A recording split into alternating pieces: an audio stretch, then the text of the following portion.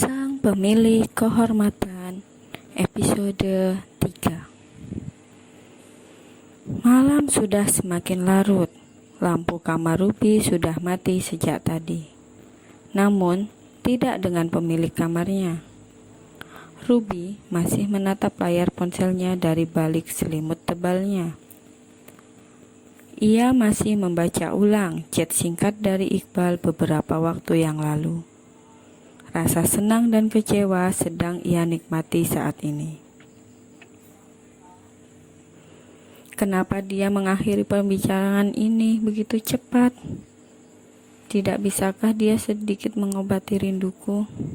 Batin Ruby. Ia sedang menginginkan sesuatu yang lebih dari seorang Iqbal. Kesibukan apa yang harus kulakukan sekarang untuk mempersingkat waktuku bertemu denganmu, Mas? Ruby meletakkan ponselnya dan membuka selimutnya. Udara segar sudah bisa ia nikmati. Lebih banyak oksigen yang ia hirup semakin memperlancar peredaran darah di otaknya. Ia memikirkan sebuah ide.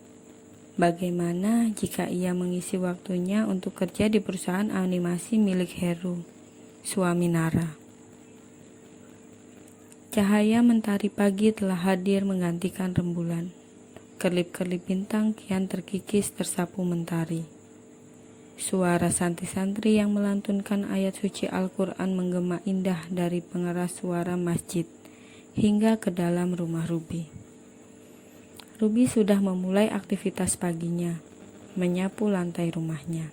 Sedangkan Nyai Hana sibuk di dapur dan abinya berada di Masjid Pesantren Putra. Santri putri yang sudah berseragam mulai terlihat berjalan di depan rumahnya, menuju ke gedung sekolah. Ruby dengan ramah memberi senyum ketika beberapa dari mereka menyapa. Ruby menyandarkan bahunya di pilar kayu yang berdiri kokoh di teras rumah. Hembusan angin pagi membawa pikirannya kembali pada pesan terakhir dari Iqbal semalam. Bersabarlah sedikit lagi agar kita bisa melepas rindu dengan cara yang halal. Selamat tidur, Ruby. Sibukkan waktumu agar tak terlalu lama kau menunggu. Ia menghela napas panjang. Pandangannya menatap ke dinding tinggi yang berada di kanan rumahnya, di mana abinya sedang berada di balik dinding itu. Semangatnya yang sedang berapi-api semalam tiba-tiba saja menghilang hanya dengan memikirkan wajah abinya. Sesungguhnya, ia sudah bisa menebak jawaban apa yang akan keluar dari mulut abinya. Namun, kebulatan tekadnya yang membumbung tinggi mampu mempertahankan kobaran api semangatnya. Umi. Ruby meletakkan sapu di samping pintu keluar dapur. Ia melihat uminya baru meletakkan makanan di meja makan. Ya, Nak, ada apa? Tanya Nyai Hana. Ruby duduk di kursi meja makan. Semalam, Ruby dapat pesan dari Mas Iqbal, Umi. Oh ya, apa katanya? Tanya Nyai Hana antusias. Ia menghentikan aktivitasnya dan duduk di depan putrinya. Dia meminta maaf karena harus membuat Ruby menunggu lebih lama dan juga... Ia ragu melanjutkan kalimatnya. Dan juga apa, Nak? Tanya Nyai Hana. Mas Iqbal menyuruhku menyibukkan diri biar Ruby tak terlalu lama menunggu dia kembali, Umi. Lalu, apa yang membuatmu ragu, sayang? Bukannya setelah ini kamu akan sibuk? Tanya Nyai lagi. Ruby diam.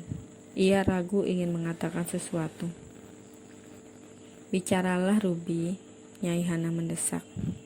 Ruby ingin bekerja sebagai animator di perusahaan suami Nara, Umi. Di Jakarta, Umi sedikit terkejut. Ruby mengangguk. Umi ragu kalau Abi menyetujui permintaanmu, Nak.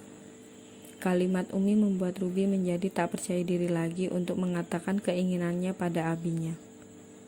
Ruby hanya ingin mencari pengalaman, Umi, karena nanti ketika Ruby sudah menjadi seorang istri, Ruby hanya ingin fokus mengurus rumah tangga dan anak-anak kami.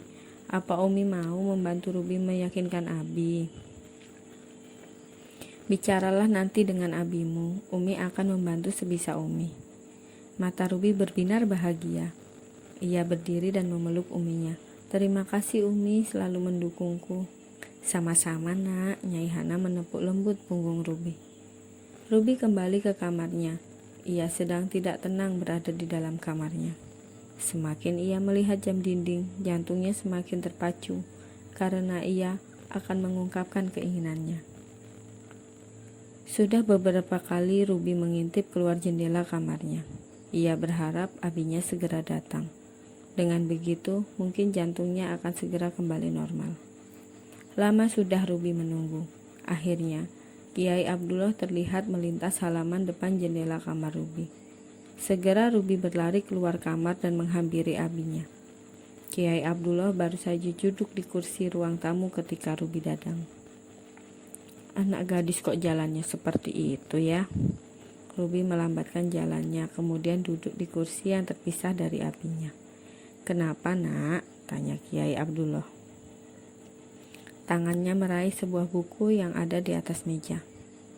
Ruby menarik napas panjang dan menghembuskannya pelan untuk mengatur irama jantungnya. "Mas Iqbal masih lama lagi datang ke Indonesia, Bi?" tanya Ruby. Kiai Abdullah sedikit terkejut mendengar apa yang akan dibicarakan putrinya. Ia meletakkan kembali buku di tangannya. "Iya, Kiai Marzuki bilang masih ada yang harus diselesaikan di sana. Apa kamu sudah tidak sabar menunggunya kembali?" Ruby mengangguk. "Iya, Abi. Oleh karena itu, Ruby ingin mencari kesibukan agar waktu yang Ruby gunakan untuk menunggu Mas Iqbal tidak terlalu lama." "Abi setuju nak, kamu bisa mengajar di Pondok Putri." Ruby semakin ragu mengungkapkan keinginannya. "Kapan kamu berniat mulai mengajar nak? Apa rencana yang mau kamu ajarkan pada mereka?" tanya Kiai Abdullah sangat antusias. Ruby menggeleng. "Maafkan Ruby, Abi. Keinginan Ruby bukan untuk mengajar di Pondok Putri." Lalu Kiai Abdullah menatap tajam Ruby. "Di perusahaan animasi milik suami Nara sedang membutuhkan seorang animator. Ruby berniat untuk melamar pekerjaan di sana." Kiai Abdullah diam. Tangannya meraih buku yang sudah ia letakkan tadi. Senyum di bibirnya hilang dan seketika membuat wajah ramahnya menjadi dingin. Hanya sampai Mas Iqbal kembali, Abi." Ruby janji jika Ruby tidak diterima bekerja di sana, Ruby akan tetap di sini untuk mengajar santri putri. Ruby masih meyakinkan abinya walau ia tahu tingkat keberhasilannya hanya sangat minim. Kiai Abdullah masih diam, tak terpengaruh dengan penawaran Ruby. "Abi, tolong biarkan Ruby merasakan bagaimana rasanya bekerja di luar sana. Mendapatkan uang dari kemampuan yang Ruby miliki. Ruby ingin sekali membelikan sesuatu untuk Abi dan Umi. Dan juga Ruby tidak ingin kelak menyesal karena tidak bisa melakukan apa yang ingin Ruby lakukan. Permintaanmu terlalu berat untuk Abi kabulkan. Pernikahanmu sebentar lagi, dan kamu ingin bekerja jauh dari pandangan Abi." Kiai Abdullah menatap putrinya. "Abi dan Umi tidak menginginkan uang darimu nak. Abi hanya ingin kamu jadi anak yang penurut." Ruby diam sejenak. "Ruby bisa tinggal di pesantren Pak Lek Nur, Abi." Ruby menyebut nama salah satu adik abinya. Kiai Abdullah masih menggelengkan kepalanya. "Kembalilah ke kamarmu dan pikirkan lagi kemauanmu itu."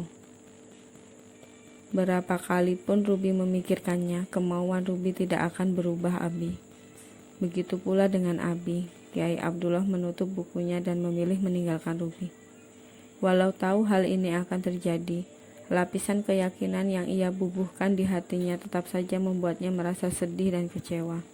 Ia hanya berharap Nyai Hana bisa merubah keputusan Kiai Abdullah. Nyai Hana memberikan secangkir kopi untuk suaminya yang baru saja duduk di kursi meja makan. Dari mimik wajah Kiai Abdullah bisa langsung ditebak jika Ruby sudah membicarakan keinginannya. "Aku tidak ingin kali ini kamu membela putrimu, Umi." Kiai Abdullah lebih dulu menebak niat istrinya. Nyai Hana hanya meletakkan kopi, kemudian menyibukkan diri dengan mengelap meja makan yang sebenarnya sudah bersih. Orang tua Umi dulu juga pernah bilang, dengan menikah tidak akan membuat impian kita terkubur. Kita masih bisa menjalankan mimpi itu, walaupun sudah dalam ikatan pernikahan. Tetapi Abi tahu sendiri, Umi tidak pernah bisa menjalankannya. Mengawalinya pun Umi tidak bisa, karena Umi tahu siapa yang harus Umi dahulukan di atas keinginan Umi sendiri. Umi tahu Abi egois untuk kebaikan Ruby. Selama itu positif, biarkan dia melakukan apapun yang ia inginkan sebelum menikah. Ketika ia sudah menjadi seorang istri, itu semua bukan lagi tentang aku, melainkan tentang kita. Akan sulit bagi seorang Ruby untuk memikirkan dirinya sendiri. Ia pasti akan lebih mengutamakan keluarganya. Anak kita bukan seorang yang egois. Walaupun suaminya menyuruh untuk meraih mimpinya, tidak semudah itu Ruby akan mengiyakan. Nyai Hana menarik kursi dan duduk di samping Kiai Abdullah. Ruby sudah dewasa, Abi. Dia tahu mana yang baik dan yang buruk. Jika kita sebagai orang tua tidak bisa melindunginya dari dekat, kita punya Allah yang akan melindunginya, Abi. Kenapa Abi harus selalu mengalah jika berbicara dengan Umi? Kiai Abdullah terheran-heran. Karena kita harus menghindari perdebatan. Bukankah begitu, Abi? Umi tersenyum. Biarkan dia melakukan apa yang dia inginkan, Abi. Kiai Abdullah meneguk kopi di depannya. Biar Abi pikirkan lagi.